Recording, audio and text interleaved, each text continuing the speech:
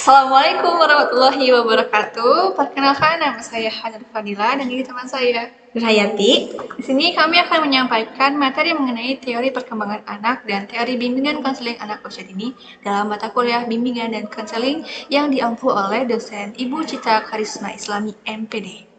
Oke, langsung saja kita ke materi ya. Di sini kita akan membahas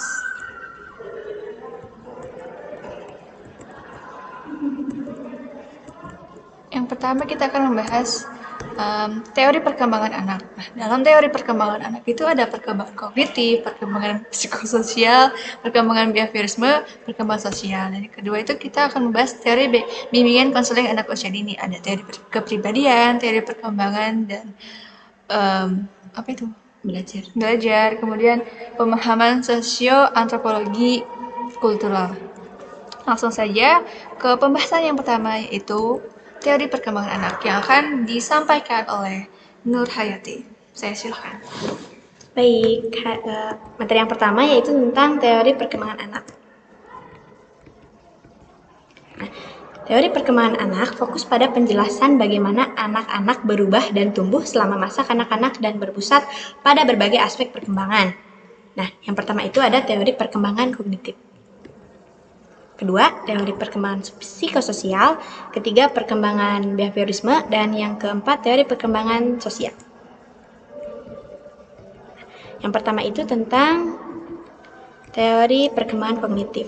Nah, teori perkembangan kognitif itu berkaitan dengan perkembangan proses berpikir anak. Nah, teori kognitifnya berusaha mendeskripsikan dan menjelaskan perkembangan proses berpikir dan mental. Nah, menurut Piaget itu ada 4 periode utama.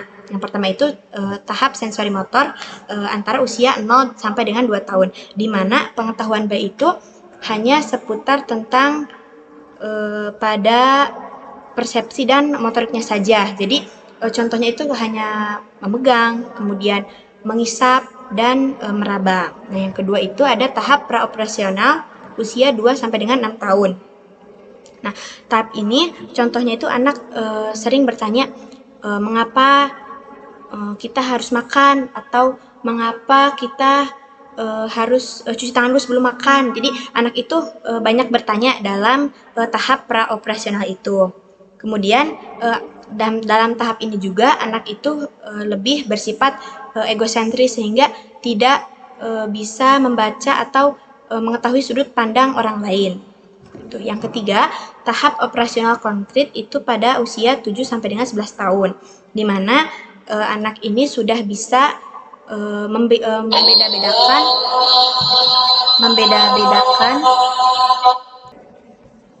membedakan benda berdasarkan warna, berdasarkan ukuran, berdasarkan bentuk. Jadi anak itu sudah bisa lebih membaca dan memahami perasaan atau sudut pandang dari orang lain. Yang keempat yaitu tahap operasional formal, itu usianya 12 sampai dengan dewasa. Nah, itu anak sudah bisa berpikir secara abstrak dan bisa menarik kesimpulan dari pelajaran atau hal yang ia ketahui. Gitu. Yang kedua ialah tahap teori perkembangan psikososial. Nah, teori perkembangan psikososial ada 8 tahap menurut Erikson, yaitu menggambarkan pertumbuhan dan perubahan sepanjang hidup dengan fokus pada interaksi sosial dan konflik yang berbagai tahap perkembangan. Nah, 8 konflik pembangunan yang berdampak pada fungsi pertumbuhan selanjutnya, yaitu pertama stadium oral. Nah, biasanya disebut dengan adanya kepercayaan dasar versus kecurigaan dasar, di mana anak itu harus terbiasa dengan lingkungan sekitarnya atau dengan pengasuhnya. Apabila anak itu selalu diberikan kasih sayang, diberikan rasa aman, maka ia akan memiliki kepercayaan terhadap orang lain. Kemudian sebaliknya, jika anak itu tidak diberi kasih sayang, kemudian selalu dalam keadaan bahaya atau tidak diberi rasa aman, maka ia akan susah mempercayai kepada orang lain. Yang kedua, stadium anal maskuler, itu ada otonomi versus dengan malu atau ragu-ragu. Nah, anak itu memiliki kendali terhadap dirinya dan otomatis merasa lebih mandiri jika ia memiliki sifat yang otonomi. Contohnya itu ketika anak itu dibebaskan untuk memilih baju mana yang ia suka, kemudian makan apa yang ingin ia makan. Nah, jadi anak itu akan lebih percaya diri. Contohnya misalnya baju, hari ini mau pakai baju yang ini. Jadi anak itu bisa pede ketika memakai baju tersebut. Nah, berbeda dengan jika anak tidak memiliki kendali terhadap dirinya, maka ia akan merasa ragu-ragu dan malu ketika contohnya tadi memakai baju yang ia pilih sendiri, seperti itu. Yang ketiga, stadium genital lokomotorik, itu ada inisiatif versus rasa bersalah. Nah, anak terlibat contohnya itu ketika anak terlibat dalam permainan sosial. Nah, jika anak berhasil bergabung dengan temannya, maka ia akan merasa bisa bersosialisasi atau bisa memimpin orang lain. Nah, dan sebaliknya ketika anak tidak bisa bersosialisasi, maka ia akan merasa bersalah, seperti itu.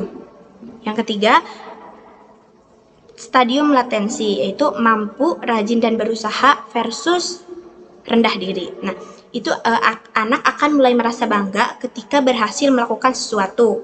Nah, apabila berhasil, maka ia akan berkompeten dan juga sebaliknya. Jika ia tidak berhasil, maka ia akan merendahkan dirinya sendiri, gitu.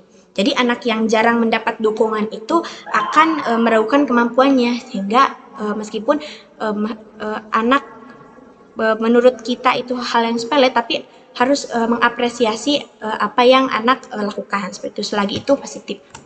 Nah, selanjutnya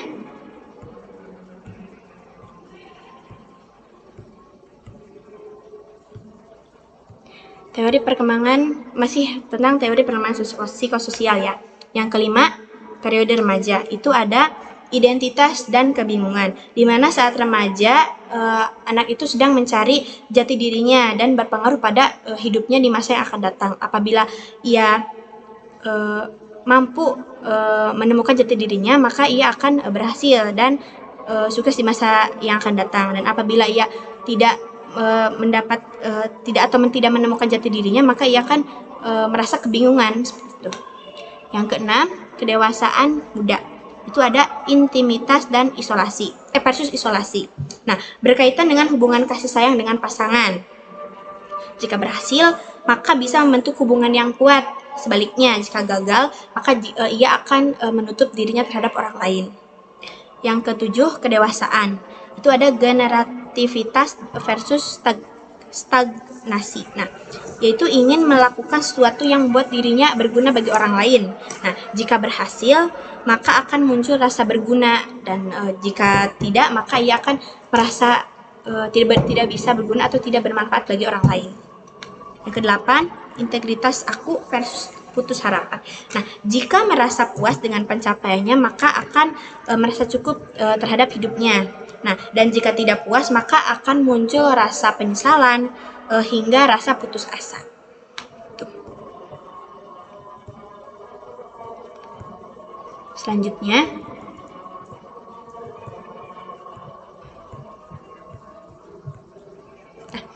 teori perkembangan behaviorisme.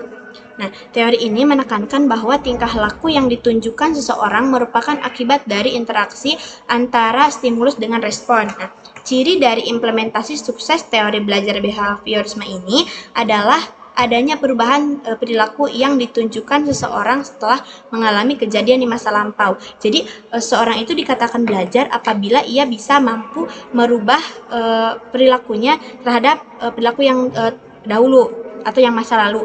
Contohnya itu ketika anak diberikan gadget oleh orang tuanya, tetapi orang tuanya itu membatasi hanya 1 jam atau hanya 30 menit. Nah, dari mulai jam 8.30 sampai dengan jam 9. Nah, apabila anak itu melanggar aturannya atau melebihi batas waktu yang ditentukan oleh orang tuanya, maka ia tidak akan menerima gadget lagi. Nah, sehingga anak itu bisa belajar bahwa harus menggunakan itu sesuai dengan aturan yang telah ditentukan oleh orang. Selanjutnya, teori perkembangan sosial. Nah, proses belajar untuk menyesuaikan diri terhadap norma, moral, dan tradisi, meleburkan diri menjadi suatu kesatuan, dan berkomunikasi serta menciptakan kerjasama. Nah, ciri-ciri perkembangan sosial anak usia dini itu yang pertama kelahiran sampai usia 3 tahun, itu bisa bereaksi pada orang lain. Yang kedua, usia 3 sampai dengan 4 tahun menjadi lebih sadar akan dirinya sendiri. Dan yang ketiga, usia 5 sampai dengan 6 tahun menyatakan gagasan yang kaku peran jenis kelaminnya. Selanjutnya materi akan disampaikan oleh Hana. Oke, baik. Teori bimbingan konseling anak usia dini. Teori bimbingan dan konseling ini dibangun dari landasan filosofi tentang hakikat manusia, teori-teori kepribadian, teori perkembangan belajar, kemudian pemahaman sosio-antropologi kultural, serta nilai dan keyakinan. Teori bimbingan dan konseling pada akhirnya harus merupakan personal theory atau worldview dari konselor yang merefleksikan keterpaduan antara aspek pribadi dan profesi sebagai satu keutuhan. Kemudian langsung saja yang teori pertama yaitu hakikat manusia. Di sini melandasi konselor di dalam memahami dan memperlakukan konseli serta merumuskan tujuan universal bimbingan dan konseling. Nah, tujuan khusus dari sebuah perjumpaan, bimbingan, dan konseling ada pada konseli. Namun tujuan universal ada pada konselor yang didasarkan atas pandangannya terhadap hakikat manusia itu apa dan menjadi dasar untuk memfasilitasi konseli di dalam merumuskan tujuan-tujuan khusus yang ingin dicapainya. Tujuan universal bimbingan dan konseling terkait dengan persoalan hendak dibawa kemana manusia atau konseli yang dilayaninya itu. Dilihat dari sudut pandang ini, hakikat manusia. Bagaimanapun juga di dalam sebuah perjumpaan konseling pasti akan terjadi pengaruh perubahan gitu terhadap konselor kepada konseli. Namun harus dihindari terjadinya pemaksaan nilai konselor kepada konseli dan konselor tidak boleh meneladankan diri yang harus ditiru oleh konseli yang dibantunya. Kemudian teori yang kedua yaitu teori kepribadian. Nah, yaitu perangkat asumsi yang relevan berkenaan dengan perilaku manusia dan sejalan dengan definisi-definisi empirik. Teori kepribadian ini akan melandasi bimbingan dan konseling untuk mengembangkan pemahaman dinamika perilaku, berbagai pendekatan treatment, strategi intervensi, asesmen, dan teknik pengembangan atau modifikasi perilaku. Kemudian selanjutnya teori yang ketiga, teori perkembangan dan belajar. Nah, terutama menyangkut tahapan dan tugas perkembangan serta proses belajar individu. Teori-teori tugas perkembangan akan membangun teori bimbingan dan konseling, terutama dalam merumuskan perilaku jangka panjang yang harus dikuasai oleh individu yang akan menjadi tujuan pengembangan dari layanan bimbingan dan konseling, yang bisa diterjemahkan ke dalam tingkatan jenjang pendidikan. Teori belajar yang membahas pembelajar atau learner, lingkungan belajar, dan proses belajar membangun teori bimbingan dan konseling, terutama dalam membangun teori bimbingan dan konseling, terutama dalam pengembangan lingkungan perkembangan sebagai ekologi perkembangan manusia, pemahaman motivasi dan diagnosis kesulitan perkembangan, serta strategi intervensi pengubahan atau pengembangan perilaku. Kemudian yang keempat, teori kepribadian. Nah, diperlukan di dalam membangun teori bimbingan dan konseling dengan alasan yang pertama, perkembangan perilaku individu tidak pernah berlangsung dalam kevakuman, melainkan selalu ada di dalam lingkungan. Yang kedua, ada fungsi-fungsi pemeliharaan Yang kedua, ada fungsi-fungsi pemeliharaan yang harus ditampilkan oleh bimbingan dan konseling terkait dengan kehidupan sosio-antropologik kultural konseling. Yang ketiga, bimbingan dan konseling pada hakikatnya adalah perjumpaan kultural.